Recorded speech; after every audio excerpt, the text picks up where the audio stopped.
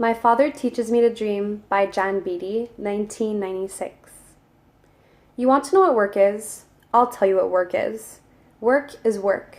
You get up, you get on the bus. You don't look from side to side. You keep your eyes straight ahead. That way, nobody bothers you. See? You get off the bus, you work all day. You get back on the bus at night, same thing. You go to sleep, you get up.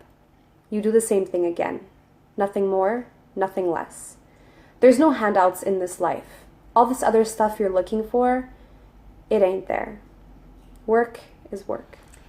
So I chose the poem because I feel like the title really spoke to me on a personal level, because my father was always somebody in my life who would tell me to pursue my dreams, and he made me realize that challenges shouldn't be looked at in a way to be scared of. They should be faced head on, and they should motivate you to do better, because once you do end up fulfilling what you want, it ultimately makes you proud and happier. So when I read the title and I read the poem, I realized that there wasn't a connection right away, but once you start reading the poem over and over again, you start to see that the author, mainly Beatty's persona, was probably speaking about her father and how he told her to work, and how in order to get what you want in life, you have to work for it. And although work isn't something that's really fun, it does give you a sense of happiness because you did it on your own.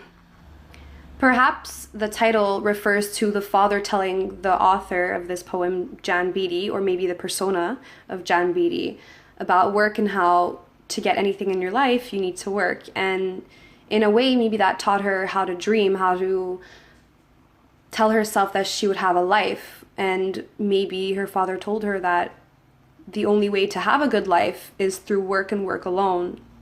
Things, as the poem suggests, there are no handouts in this life. And so at the end of the poem, when it says all this other stuff you're looking for, it ain't there, work is work, it gives you the sense that what Beatty is saying is that at the end of the day, no matter how much you love your job, you would probably rather be anywhere else but there. You'd probably rather be with your family or doing other things. And so this poem doesn't give you a sense of happiness. It gives you a sense of like this robotic, mechanical way of life, of how we're working every day. But just the title itself, My Father Teaches Me to Dream, it's like a little glimmer of hope in the whole poem.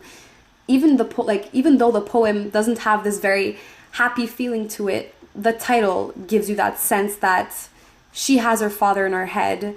She has his words in her head. And although work kind of does suck sometimes, you do need to work to get what you want in your life. And that's just how life is. And in a way, it could be rewarding. So you might be wondering why the rest of this video is filmed in a different area with different clothing, and why I filmed the video in black and white. And the reason was because as I was reading this poem, I got the sense that Beatty wants the reader to see how our lives, many of our lives, are in an endless loop. You get up, you go to sleep, and well, you get up, you go to work, and then you go to sleep, and you do the same thing over and over again.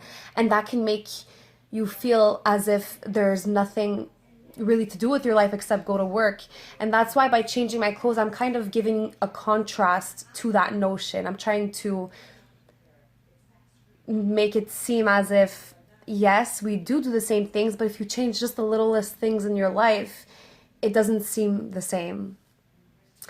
And the reason why I filmed the video in black and white was because usually when you speak about work, you're not really happy to be there unless you do love your job. But the way that Beatty spoke about work in this poem makes it seem as if it's just something that you want to do with your life because you have to do it with your life. And that's why I did it in black and white, because the tone of the poem wasn't a very happy tone, but it wasn't a very bad tone either. It was just very serious, so that one can understand the seriousness of how work can be. You know, people shouldn't forget how to live at the end of the day. And that's why I like her title, because even though she's talking about something serious, she does bring someone special into her life. Thank you for watching.